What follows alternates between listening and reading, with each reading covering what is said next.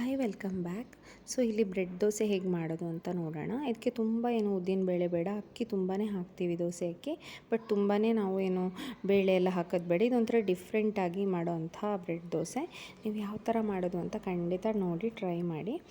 ಎಷ್ಟು ಸಾಫ್ಟಾಗಿ ಬಂದಿದೆ ಅಂತ ನೋಡಿ. ಹೋಟೆಲಲ್ಲಿ ನಿಮಗೆ ರೆಸ್ಟೋರೆಂಟಲ್ಲಿ ಸಿಗೋ ಥರನೇ ಒಂದು ಪಾತ್ರೆಗೆ 2 ಕಪ್ ದೋಸೆ ಅಕ್ಕಿ ಹಾಕ್ಕೊಳ್ಳಿ. 2 ಕಪ್ಪು ಒಂದು 2 ಸ್ಪೂನ್ ಆಗುವಷ್ಟು ಉದ್ದಿನ ಬೇಳೆ ಹಾಕ್ಕೊಳ್ತಾ ಇದ್ದೀನಿ. ಅಷ್ಟೇ 1/4 ಕಪ್ ಅಂದರೆ ಒಂದು 2 ಸ್ಪೂನ್ ಆಗುವಷ್ಟು ಮೆಂತೆ.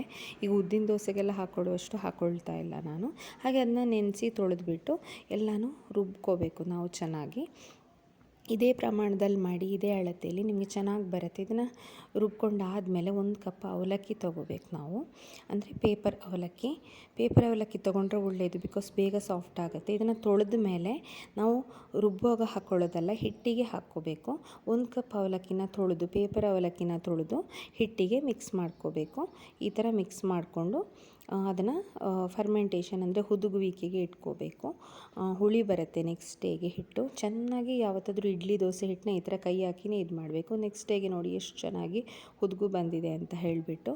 ಹುದುಗು ಬಂದಮೇಲೆ ಅದಕ್ಕೆ ಒಂದು ಸ್ವಲ್ಪ ಉಪ್ಪೆಲ್ಲ ಹಾಕ್ಕೊಂಡು ಈ ಥರ ಉಪ್ಪು ಹಾಕ್ಕೋಬೇಕು, ನಮಗೆ ಎಷ್ಟು ಬೇಕೋ ಅಷ್ಟು. ಇಲ್ಲಿ ಬೇಕು ಅಂದರೆ ರುಬ್ಕೊಳ್ಬೇಕಾದ್ರೆ ತೆಂಗಿನ ತುರಿ ಏನಾದರೂ ಹಾಕ್ಕೊಳ್ಬೋದು. ನಾನು ಹಾಕ್ಕೊಂಡಿಲ್ಲ.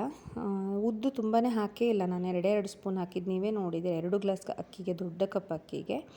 ಹಾಗೆ ಇದನ್ನು ತವಾದಲ್ಲಿ ಹಾಕಿ ಅದಕ್ಕೆ ಹೆಚ್ಚಿದಿರೋಂಥ ಈರುಳ್ಳಿ, ಟೊಮ್ಯಾಟೊ, ಹಾಗೆ ಹಸಿಮೆಣಸಿನ್ಕಾಯಿ, ಆಮೇಲೆ ಶುಂಠಿ, ಇನ್ನೇನೇನೇನು ಇದ್ದರೆ ಕೊತ್ತಂಬರಿ ಸೊಪ್ಪೆಲ್ಲ ಹಾಕಿ ಅದನ್ನ ಮುಚ್ಚಿ ಬೇಯಿಸ್ಕೋಬೇಕು. 2 ಸೈಡು ಬೇಯಿಸ್ಕೋಬೇಕು. ಸೂಪರಾಗಿರುತ್ತೆ. ನೀವು ಬೇಕಾದರೆ ತುಪ್ಪದ ಜೊತೆ ತಿನ್ಬೋದು. ಇದಕ್ಕೆ ಚಟ್ನಿ ಎಲ್ಲ ಸರ್ವ್ ಮಾಡುವ ಅವಶ್ಯಕತೆಯೇ ಇರಲ್ಲ. ಬಿಕಾಸ್ ಯಾಕೆಂತ ಹೇಳಿದರೆ ಇದರಲ್ಲೇ ಎಲ್ಲನೂ ಇರುತ್ತಲ್ವ. ನಾವು ಅದಕ್ಕೆ ಈರುಳ್ಳಿ, ಟೊಮ್ಯಾಟೊ, ಹಾಗೆ ಕೊತ್ತಂಬರಿ ಸೊಪ್ಪು, ಹಸಿಮೆಣಸಿನ್ಕಾಯಿ, ಶುಂಠಿ ಎಲ್ಲನೂ ಹೆಚ್ಚಿ ಮೇಲಿಂದ ಸ್ಪ್ರೆಡ್ ಮಾಡ್ಕೊಂಡಿದ್ದೀವಿ. ಹಾಗಾಗಿ ಪ್ಲೇನ್ ದೋಸೆ ಬೇಕು ಅಂದರೆ ಪ್ಲೇನ್ ದೋಸೆನೂ ಹಾಕ್ಕೊಳ್ಬೋದು. ಇದು ಒಂಥರ ತುಂಬ ಟೇಸ್ಟಿಯಾಗಿರುತ್ತೆ. ನೀವು ಈ ಬ್ರೆಡ್ ದೋಸೆನ ಖಂಡಿತ ಟ್ರೈ ಮಾಡಿ. ಬಟ್ 2 ಬದಿನೂ ಬೇಯಿಸ್ಕೊಳ್ಳಿ ಚೆನ್ನಾಗಿ. ತುಂಬ ಟೇಸ್ಟಿಯಾಗಿರುತ್ತೆ. ನಾನು ತುಪ್ಪದ ಜೊತೆ ಸರ್ವ್ ಮಾಡಿದ್ದೀನಿ. ಇದಕ್ಕೆ ಏನೂ ಬೇಕಾಗಲ್ಲ ಆ್ಯಕ್ಚುಲಿ. ತುಂಬ ಚೆನ್ನಾಗಾಗುತ್ತೆ. ಖಂಡಿತ ಟ್ರೈ ಮಾಡಿ. ಹೇಗೆ ಅನ್ನಿಸ್ತು ಅಂತ ನಿಮಗೆ ಕಮೆಂಟ್ ಸೆಕ್ಷನಲ್ಲಿ ತಿಳಿಸಿ.